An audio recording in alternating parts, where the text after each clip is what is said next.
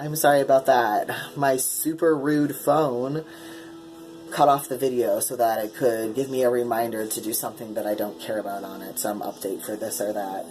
Anyway, alright, I remember what I was saying.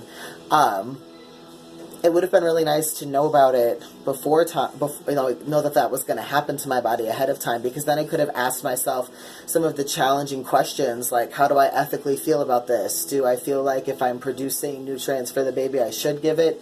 Or is it okay to, like, not because it makes me feel uncomfortable? What are the boundaries here? You know, great big questions like that don't necessarily have, like, a general right or wrong answer, but every individual person is going to come to their own conclusions about how they personally feel about that. I would have liked to have had some space for that work that wasn't right there in the moment while my body was doing it, while I was recovering, while I had this brand new crying baby that I was trying to sometimes think of any way at all I could to soothe them, which sometimes ended up being nursing them. So I did do that for them for like the first three months. Like I would pump what little there was and I would nurse them, because that just ended up being, I don't know if it was maybe the best decision for me, because it was difficult and it was hard, but I think it was what was best for the baby. I think that was what the baby needed. So that all ended up shaking out okay. And then once they stopped like needing that, like for a while when they were that little, when they would be in pain or when they would be upset, that was the only thing sometimes that could calm them down, especially when they were having gas pain and they would just be like in screaming agony. Nursing was the only thing that made them okay. And once they got past the 3-month mark and they weren't getting colic and gas pain like that anymore, they didn't want that behavior as much. It was enough for them to just sort of nuzzle their face into my armpit and have their binky in their mouth or have a bottle. They were good. They were able to calm down. That was giving them the same sort of relief. And then I was able to give myself permission to step back from that some. But I think it's a really, really important thing to know your body is going to do, so that you can have time to work out those boundaries with yourself before it's right in your face, unexpectedly happening. That's not a pleasant way to find out that that's going to happen to your body. Alrighty. Next question. How different was this pregnancy compared to your first one? Different in every way imaginable. For my first pregnancy, and I'll just do one piece of information, compare, contrast throughout this little dialogue here, but for my first pregnancy, it happened completely unexpectedly. I wasn't trying for it. It was just something that happened. For the second pregnancy, we tried for 6 months. It was something that I felt like it was an empowered decision that I was choosing to make. It didn't feel like something that had been done to me without my consent that I was going to have to figure out how to grapple through, survive, and recover from. First pregnancy, I had not come to terms with the fact that I was transgender, even though I was pretty much in a mental place where I knew that I was. I was still doing this song and dance where I was pretending that maybe I could, like, will my way out of it, and I still wasn't, like, maybe mentally labeling myself that way all the time, but a significant part of me knew it beyond a shadow of a doubt that I was, and had known for probably, like, 2 years. Maybe longer than that, but at least 2. But I was still, like, praying that this experience of having a baby was going to, like, connect me with my body and, like, this idea of, like, motherhood and, like, womanhood, and that it was just very clear that that was not what was happening. And instead I was, like, falling deep, deep, deep down into this depression. And, like, at the same time I was like, oh my God, like, I cannot have my mental health deteriorating like this right before I'm about to have more responsibility than I've ever had in my entire life, you know? So it was an agonizing contrast, like, it was powerfully conflicting emotions, and it was brutal. I think it was probably one of, like, the most intense emotional journeys that I've ever gone on.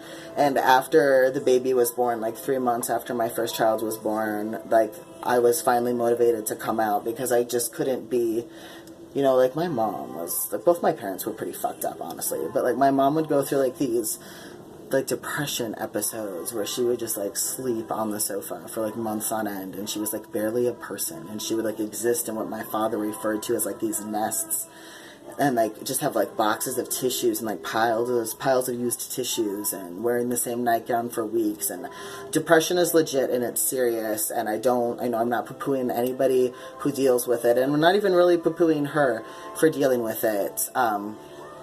We all have our different capacities, we all have our different challenges, we all have our different histories, and we are all see our trauma to different degrees, and we're all able to challenge and confront and combat our trauma to different degrees.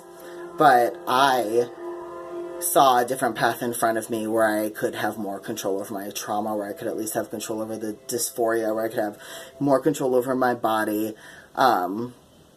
I saw a path that was going to give me more control over my destiny, and now that I have this child, it just, that was the fire under my ass that I really needed. I didn't care about the what ifs or the what am I gonna lose or that this will probably happen, and that's anxiety producing.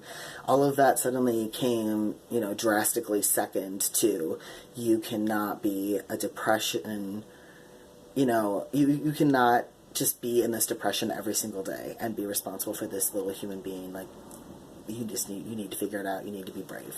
And so that's what I did. And so for my second pregnancy,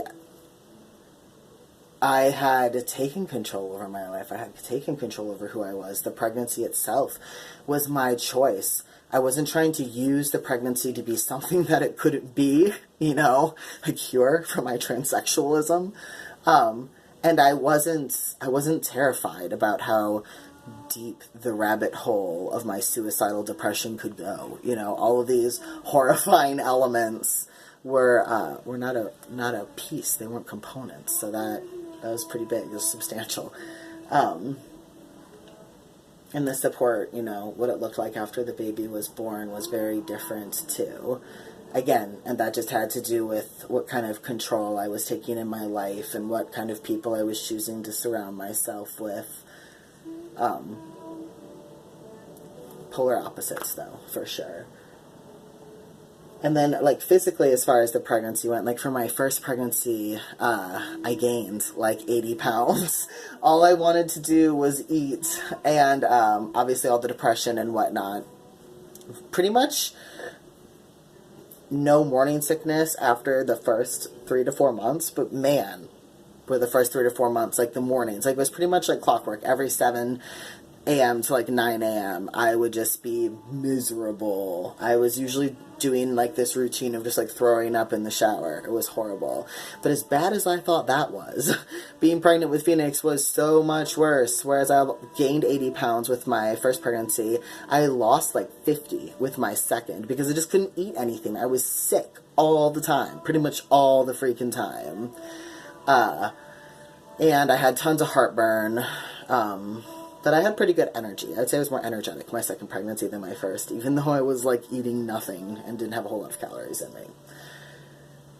So this next question is, how long did it take you to get pregnant after stopping T, and how long were you on T before stopping? I had been on testosterone for like 2.5, 3 years-ish when and there was like a 6-month gap in there that because of insurance I hadn't had it. So, a total of 18 months to 2 years, right? No, I said 2.5 to 3. So, yeah, that would be right. I guess like probably approximately 2 years of HRT exposure I had. And then I was off of it for 3 months before trying to conceive, and off of it for a full 9 months before we were actually successful in getting a pregnancy that stuck. How did your other child react to the new baby? Great. Wonderful. They are very, very, very sweet together. There's a beautiful relationship that is developing between those two. And it's really amazing to see. My oldest child is autistic and currently nonverbal. So, but I mean, there's an amazing depth of connection to be had there, but you have to have an intimate understanding of like the nonverbal communication surrounding that exchange. So like and that might change over time, right? Or it might not. But like regardless, one of my biggest fears before the baby was born was that when all of Jed's parents die, and Jed has 4 parents because me and my first husband are separated and we both have new partners now that we've been with roughly since that separation. So Jed has, for pretty much as long as he's known, he's had me and Stephen and then my ex-husband and his partner. It's really stable, it's wonderful, and it's great. It's great that Jed has so many people who love him. He has this giant combined family now of parents and grandparents, and it's actually like a really blessed situation. But I always feared that when the 4 of us were gone, we would also take with us the most like tangible and meaningful connections that he has to other people. So it was really important to me to provide a sibling for that reason. And we just couldn't be like happier with the way the 2 of them are bonding. They are so adorable, and they already have like their own like way with each other. And like, even though the baby's only like 13 months old, they are developing the way they communicate with Jed just as much as they're developing the way that they communicate with both of their dads, even though both of those ways are very different. You can tell that the baby values them equally. So it's just wonderful. Let's see. What was the most difficult part of your labor? Admitting defeat. Deciding to have that C-section. I had held out 7 days throughout that labor, and I really, really, really wanted to have a home birth and a water birth. And that just wasn't what was in the cards for me. And the moment when I was really having to make my peace with that, when I was just realizing that even if a natural birth might be in the cards for me if I held out for longer, that I just didn't have that capacity, especially knowing that once that baby was born, that it wasn't going to be sit down and relax time. That baby was going to need things, and it would probably still be another 3 or 4 days of being up. And given how absolutely exhausted I was and how much pain I knew my body was going to be in regardless of what way I delivered this child, I just made the executive decision to like manage my capacity and manage my family's capacity and have that C-section. But despite feeling like I was really weighing everything and trying to make a wise and respectful and grounded choice, I still felt a little bit like a failure when I was making that choice, and it probably took me a couple of months to like fully come to the conclusion that making that decision did not make me a failure, and that there's no easy way to bring a baby into this world, and there's no way to do that like without, in a way that other people shouldn't respect or whatever. I'm not maybe being the most articulate about it, but I was able to give myself permission for my own lived experience and have that be okay and not have that need to mean anything negative about me, and sort of untie my ego and my own unrealistic and presumptuous expectations about what my body should or shouldn't do, or about what my capacity should or shouldn't be.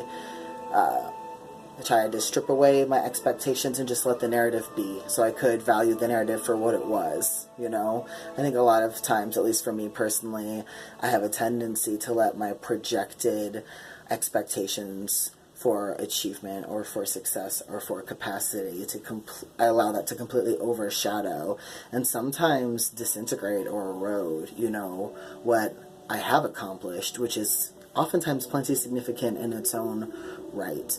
So I'm trying to like step away from telling myself what something is or should be, and instead I'm trying to really look from a holistic perspective and feel with my whole being what something is or should be. I'm trying to take less of a controller. I'm gonna use my control. I'm gonna use my force to make these things the way that I think they should be, and instead I'm trying to like step back into my power and be like, I can trust myself. I can trust my ability to react the way that I need to react in situations to achieve the highest possible good. And that's enough. And I just need to be open to opportunities as they come to me. And I need to be listening to my authentic voice about where I feel guided. At least, I'm not saying that this is the answer for everyone, but this is what's starting to, really be helpful for me. And this is, work that I've been doing for the last couple of years now. And as I try to step away from that force and step more into that trust and into that power, I have found that has given me more clarity. Ironically, I found that there is more clarity the more blurry I let things become, because the moment and the intention of the moment become louder, and I feel like that has been the most important thing probably all along. Next question. What was the most... Oh, yes, answered that one. Okay, did you use any drugs or medicine? No. I had an epidural, obviously, before the C-section, but I personally don't believe in the use of Stadol or Demerol. I think epidurals are one thing, because they don't pass that blood-brain barrier for the baby, so it doesn't affect their system, but things like Stadol and Demerol do. And again, for me, that just gets into that world of consent. And can that unborn baby consent to having those drugs in its system? And no, they cannot. So, when it's going to hurt. I guess that's kind of my mindset about it. Epidurals are an option for people who don't want to cope with that pain or be feeling that part of their body during labor for one reason or another. And so you can make a plan for that. If you're someone who is like, I don't want to deal with that, there's also always scheduled cesareans. The fact of the matter is, if you know that pain is going to be a thing for you, and there's no shame in knowing that about yourself and not wanting to have a painful delivery. Pain doesn't have to be a part of birthing a baby. I mean, well, there's the pain of carrying it, right, and morning sickness and all of that. But the point is, creating a life is a ton of work, regardless what your delivery looks like. And if for you don't want to deal with that pain, you just want to schedule a C-section, or you want to schedule being induced so that you can make sure that you have that epidural before any of that starts, that's within your power. And so I feel like for that reason, it's that much more not so ethical to engage in using Stadol or Demerol while you're in labor. So I didn't use any of those. And then after I had the baby, I'm just somebody in general who doesn't, I really do not like the way intense painkillers make my body feel.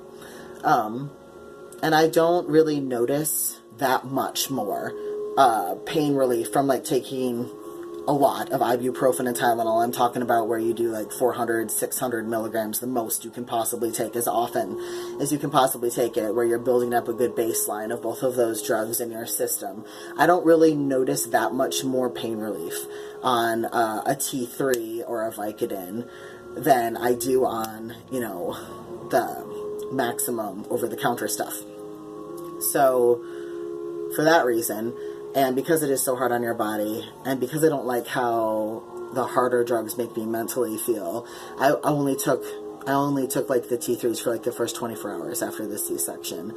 And then I walked out of the hospital and left, which is probably a little sooner than I should have gone. I left because I wasn't feeling safe in the hospital, but I did okay. I did all right. And how long were you in labor for? 7 days. If you count prodromal labor, which I do, because it was fucking agony. How long was I uncomfortably contracting for? 7 days. 7 magical days. That is, those are all of the questions. If you have any more questions or follow-up questions, feel free to drop them below. And my semester is about to end here, and I'll have a chunk in between. I have other topics that I want to talk about. I've been wanting to talk about for probably a year and a half now, what it's like for me when I go off of testosterone and back onto it again. And obviously every experience of that is going to be different. When I do it, I usually go cold turkey. I don't usually graduate onto it or off of it. So, that'll be hopefully a helpful experience to catalog. I was also going to talk about what it was like for me when I was dating. I was going to talk about what it's like identifying as gay, you know, being predominantly interested in men as opposed to women, and what it was like losing my straight privilege, because that was what's the word I'm looking for? I just, like, when I think about it, I still just, like, remember the gravity of it, and also just, like, how privileged I realized I was before. I didn't realize how different it was, and that was shocking for so many different levels, on so many different levels, including realizing, like, how much I wasn't doing a good job of listening to my gay and, you know, lesbian and queer friends when they were telling me what their experiences were like being stared at out in society. I realized that I shouldn't have been as surprised when it happened to me if I'd been being a better listener. But that's another topic for another video, and I've got, you know, some more ideas. So if you also have a specific idea for a video you'd like to see, feel free to drop it below, because I've been feeling motivated again to make more content, especially as I've been going out and, you know, wanting to find content of my own, or looking for other blogs talking about their lives, and I literally can't find anything. Like, I've been, if you know about a blog that talks about, like, a gay couple that involves, like, a cis person and a trans person, because that's, like, my own lived experience, right? I'm in a homosexual couple, and I'm a gay person, and my husband's a cis person. I would love to, or trans person, cis person, whatever. I would love to see more stories like mine, but I can't find anything. I can't find any vlogs or blogs. So if you're aware of that content and you want to help me connect with it, I'd really appreciate that. And I'm trying to put more of that content out there myself. I want to see if I can get Steven to start making a handful of videos with me, because I feel like that's important. And if other folks want to make more videos too, I would love to see what your lives look like. For other trans guys who follow my content, I would love it if, you know, and of course it's not for everyone, right? But if you're someone who's thinking that maybe it would be something they'd like to do, but you feel like maybe there's already enough people doing it, or maybe your voice isn't needed, you're very wrong. Your voice is absolutely needed, and it would be great if you were making content too, and I would definitely follow your content. I would love to see more community and more less erasure of documentation of that community, like websites and blogs and content and all that jazz. So until next time.